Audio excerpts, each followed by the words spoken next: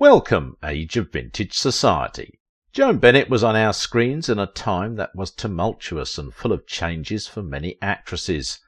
The silent era of movies was at its end, and the sound era was just about to become the way of the future.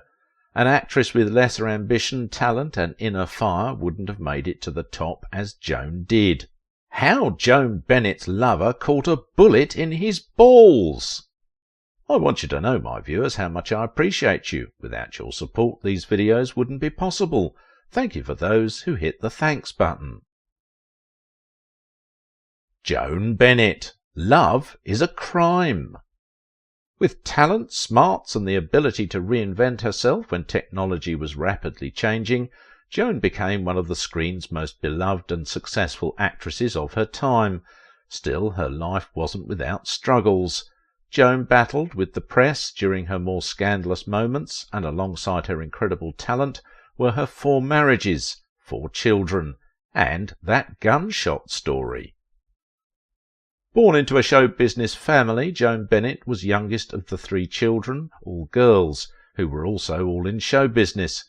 Joan was born on February 27th, right at the beginning of the last century in 1910. She was born into a show business family, with her father being stage actor Richard Bennett and her mother Adrienne Morrison, a prominent literary agent. Show business ran in the family blood. Her maternal grandmother Rose Wood was a travelling minstrel in 18th century England. Joan's maternal grandfather was a Jamaican-born Shakespearean actor who started his acting career in the late 1860s. Her elder sister Barbara Bennett was an actress-dancer that married into the Downey family and was the mother of Morton Downey Jr. So, as you can see, Joan grew up with show business all around her. Joan Geraldine Bennett was born in the Palisades section of Fort Lee in New Jersey and was schooled at Miss Hopkins School for Girls in Manhattan. Then she was sent to St. Margaret's, a girls' boarding school in Waterbury, Connecticut, that she hated, and finally finished her schooling at L'Hermitage, a finishing school in Versailles, France. Her first acting debut was at age 6 when she and her sisters appeared as children in the play The Valley of Decision in 1916 that their father was starring in. The play was then adapted for the screen by her father. It wasn't easy growing up in a famous theatrical family, and Joan was both thrilled and terrified at the same time by her father, who broke up with her mother in a very public divorce in 1919 when Joan was just 13. With 2 older sisters also already ensconced in successful careers, Joan initially decided on a career in interior decorating, but at the age of 16, just after finishing school, she ended up married to John Fox, a millionaire's son, with a baby on the way. They had a little girl, Adrienne, named after Joan's mother. Joan's husband was 10 years older than Joan, and the relationship burnt out quickly due to his drinking. They were divorced 2 years after their wedding in 1928. Baby Adrienne was born less than 6 months before her parents divorced and lived with her mother after the marriage breakup. After her divorce, Joan turned to acting to supplement her income in 1928 and appeared in one of her father's shows called Jana Gan, which ran for 136 performances. She received good reviews for her acting debut. By the time she was 20, Joan had started to pick up minor movie roles, her most important being Phyllis Benton in the movie Bulldog Drummond, and then opposite George Arliss in Disraeli. The filming of Bulldog Drummond proved to be a daunting experience for Joan, with frequent lectures from director Richard Jones on her deficiencies and unfavourable comparisons to her older sister, Constance, from director Sam Goldwyn. She finished filming with her ego barely intact and only made 1 more movie for United Artists before she was released from her contract with them. The 1930s were great for her. She acted in movie after movie and started to become very well known. She stopped freelancing and signed a contract with Fox Studios, where she appeared in movies like Jane Miller, She Wanted a Millionaire, and Me and My Gal.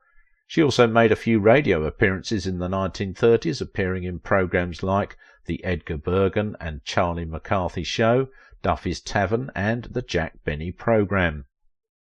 In 1932 she met and married producer and screenwriter Gene Markey in Los Angeles. They had a child, another girl that they called Melinda, on Joan's 24th birthday in 1934. When Adrienne was 8 years old, Joan successfully had her name changed to Diana Bennett Markey to fit in with her new sister's father, and the second of her 4 marriages. Her personal favourite movie was Little Women, where she played Amy, was filmed in 1933. This was the movie that brought her to the attention of producer Walter Wanger. She signed a contract with him and he began to manage her career.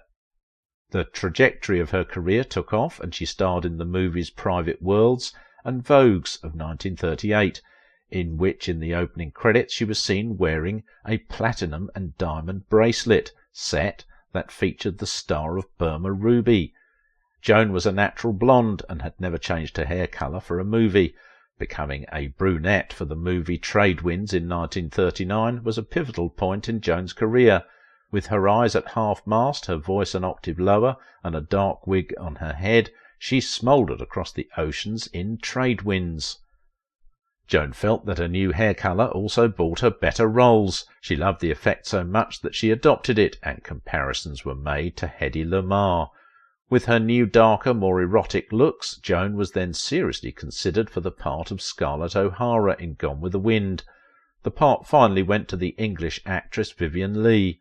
Joan's change in appearance started a whole new screen persona for her as she evolved into a glamorous screen femme fatale. In 1940, Joan married Walter Wanger in a ceremony in Phoenix, Arizona. They had 2 children, more girls, Stephanie, born 2 years after the wedding, and Shelley another 6 years later. Tragedy then struck Joan in the form of her mother's heart attack just a year after her marriage to Walter. A maid found her mother's body in her New York apartment. She was devastated and became desolate at the loss of her mother. She received a lot of praise for her performance as the wife, Brenda Bentley, in The House Across the Bay in 1940, and then for her role as Carol Hoffman in The Man I Married, an anti-German drama that also starred Francis Lederer. By this time she had come to the attention of Fritz Lang, and together they made a sequence of film noir thrillers that showed how versatile an actress she really could be. These movies had complex female leads with interesting storylines that couldn't be predicted. Joan plays everything from a victim, a cool girl, and a worried wife, to a mean and manipulating woman intent on getting as much money as possible. It's stunning to see how well Joan can play each role so convincingly. On the set of her 4th film with Fritz Lang, the tension was palatable, and it came as no surprise that they didn't make any more movies together despite the success of the first 4. On March 13, 1949, Bennett became one of Hollywood's most glamorous grandmothers, joined these respected ranks alongside other Hollywood grandmothers like Marlene Dietrich.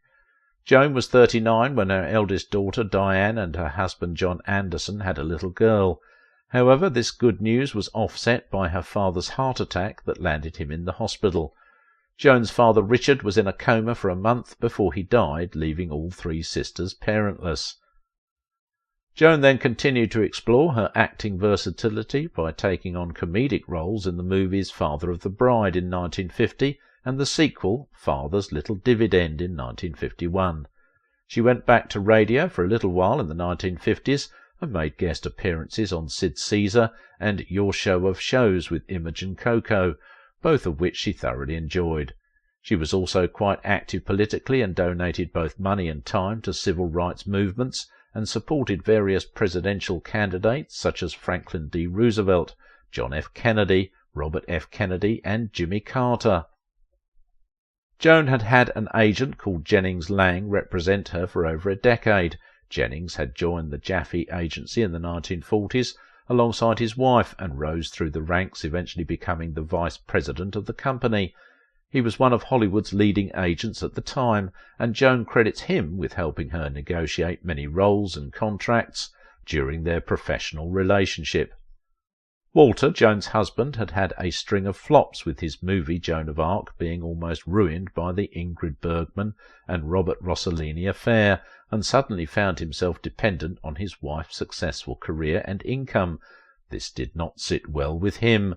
Walter began to become resentful of the time that Joan and Jennings spent together and became convinced that they were conducting an affair. Walter even hired a private detective who confirmed that he had seen Joan and Jennings together in New Orleans, the Caribbean, and in a Beverly Hills apartment owned by one of Walter's friends. On December 13th, 1951, Joan met Jennings to discuss a TV show that he thought she should do. They met in the car park of MCM offices, where he worked on Santa Monica Boulevard, right across the street from the Beverly Hills police station. Joan and Jennings jumped into his car and went for a drive. Walter drove past and noticed his wife's car and decided to wait for her. When Jennings drove back with Joan in the car to the MCA car park to retrieve Joan's car, Walter was there waiting for them, and he had a gun. There was a loud and violent argument between the two men, with Joan yelling at her husband to get away from them and to leave them alone. Although Jennings just stood there with his hands in the air, Walter was unappeasable and eventually fired 2 shots. The first went into the car, but the second went into Jennings's groin area, causing horrific injuries at such close range. Walter threw down the gun and walked over to the police station to hand himself in. Joan managed to get Jennings into his car with the help of a parking lot attendant and drove him to the hospital. Once at the hospital, the press got wind of the incident and dark stories started to circulate about Joan's role in the shooting. Walter claimed that he had shot Jennings as he was breaking up his home. Joan claimed Walter was jealous as her career was going well and his wasn't. After the police finished questioning Walter, he returned home, packed up all his stuff and moved out. Joan stated that there would be no divorce. She recorded a statement saying that she hoped her husband would not be blamed too much for what had happened. They filmed the statement from her bedroom at her Holmby Hills house. She became a real-life bad guy in the press, with stories stating that she drove her husband to his extreme act of desperation. Joan fought back against these accusations, but quickly found herself blacklisted from Hollywood, which practically ended her career. In the years that followed, Joan's career all but dried up. She had made over 65 films in the 23 years that she had been acting, and in the following 10 years she made 5. Her dire financial situation meant that she had to sell her beloved home, and although the couple stayed together for the sake of the children, it was a very unhappy household. Her husband pleaded insanity, threw away his right to a jury, and then chose to throw himself at the mercy of the court. Walter was jailed for 4 months, and once he was out, returned to his career and continued to make successful movies. Ironically, 2 of his best were based on prison stories. Jennings survived the shooting, and although his wife publicly stated that she did not think her husband was having an affair with Joan, Pam, his wife, died of a heart attack some few months later. Jennings later married actress Monica Lewis, known for voicing the Chiquita banana ad campaign in the late 1940s. They had 3 children together. With her film career in tatters, Joan returned to the stage and toured quite successfully with plays like Susan and God, Once More with Feeling, and The Pleasure of His Company. She reappeared on TV in 1954 in an episode of General Electric Theatre. Joan managed a few more film roles in 1955, 1957 and 1958, but they were nothing of substance. She had really fallen a long way from the dizzying heights of her previous success. Even her stage performances were becoming rarer. The tragedies continued to follow Joan, with her sister Barbara stuck in a bad marriage, writing to Joan to help her move back to California from Canada. Before Joan could do anything about helping her older sister, Barbara died. Despite the fall of her career, Walter and Joan remained married until 1965, when she instigated a divorce. It wasn't a good year for her at all, as in July she got word during a performance that her other sister, Constance, had suffered a cerebral hemorrhage.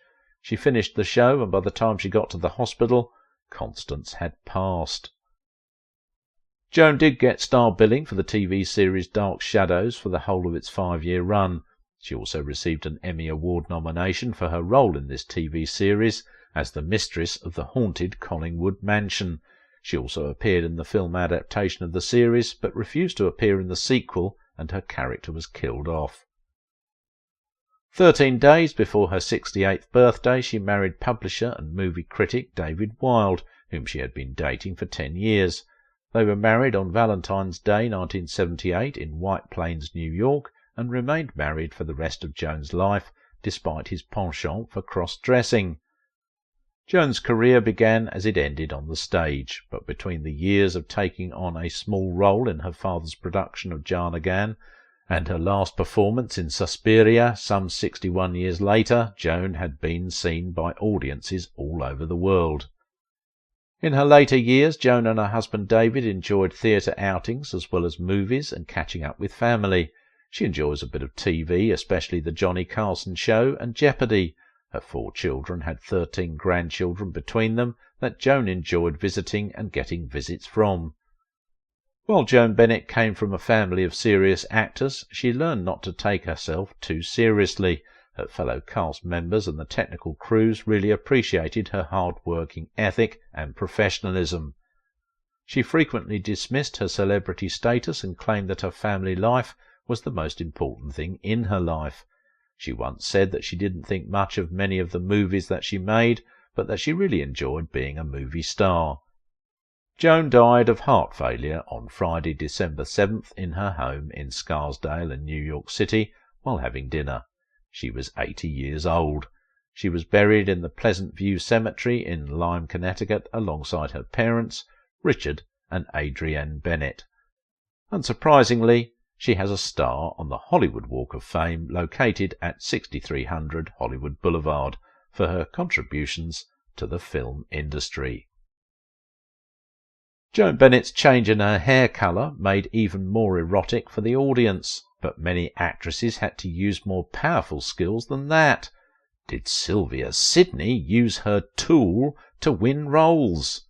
Watch this video.